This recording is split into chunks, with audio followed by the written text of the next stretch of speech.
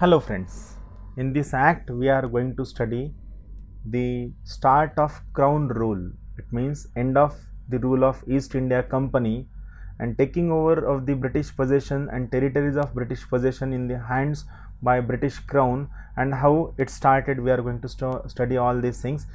The development henceforth is based on the revolution of 1857, which was also called as Sepoys Mutiny, and it was also called as first war of independence. So what all developments have taken, let's have a brief look. So this is the era of crown rule between 1858 to 1947. So this we are going to study in historical development, what it tries to bring in front of us. So let's start to the study of Government of India Act 1858. What it says.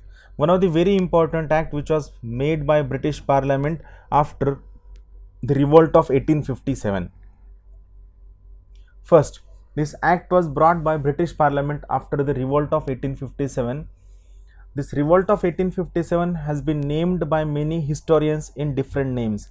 Many called it as a Sepoys Mutiny, whereas many called it as first war of Indian independence, struggle for independence. So many things were there. But this act tried to change everything for India after revolution and after passing of this particular act of Government of India Act 1858. So let's try to see what it says. Now this act is also known as Act for the Good Government of India. This is name of the act, Act for the Good Government of India. What it did, the first important thing, this act abolished the East India Company. The most important thing, East India Company, which started as a territorial power which helped British government to have hold over entire British possessions in India. This East India Company was abolished by Government of India Act 1858. And the most important thing, the functions of East India Company, through this particular act, it transferred the powers of government, territories and revenues to the British Crown. It means British Crown became the sole proprietor of India after abolishing East India Company. All powers relating to the government of India, territories of India, revenue of India were transferred in the hands of British Crown. British Crown is to be responsible for all development in case of India. So let's see what it says. From now onwards, India will be governed by and in the name of Her Majesty. The most important development.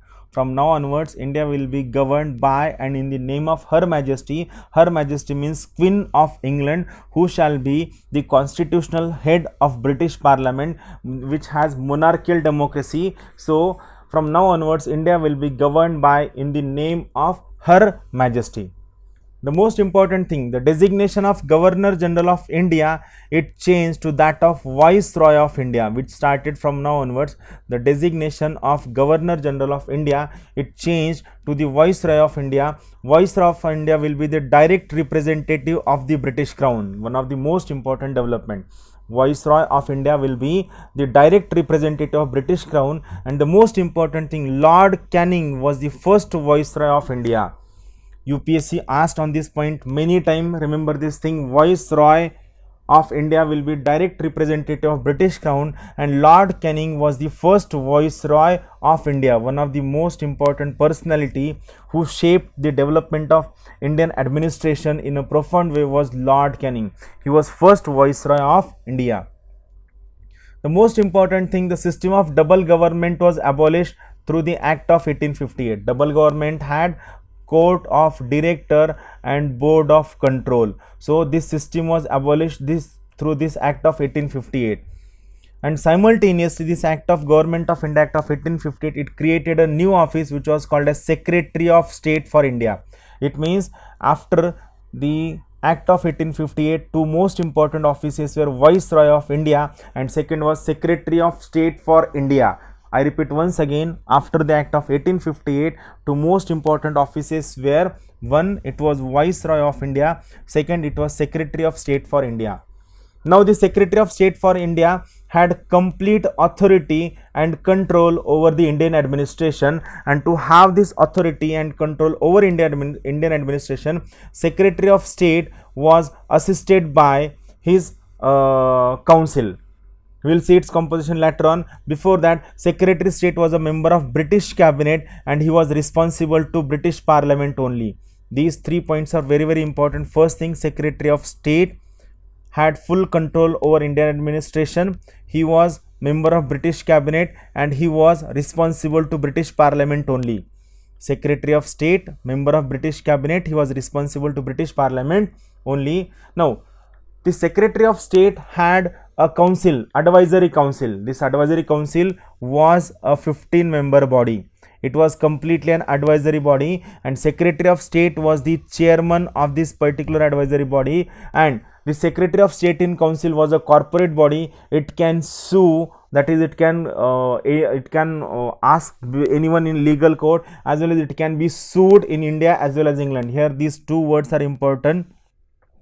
The Secretary of State in Council is capable of suing and being sued in India and England. So it was a kind of corporate body, it was a kind of company body to being sued or can sue anyone in India as well as in England.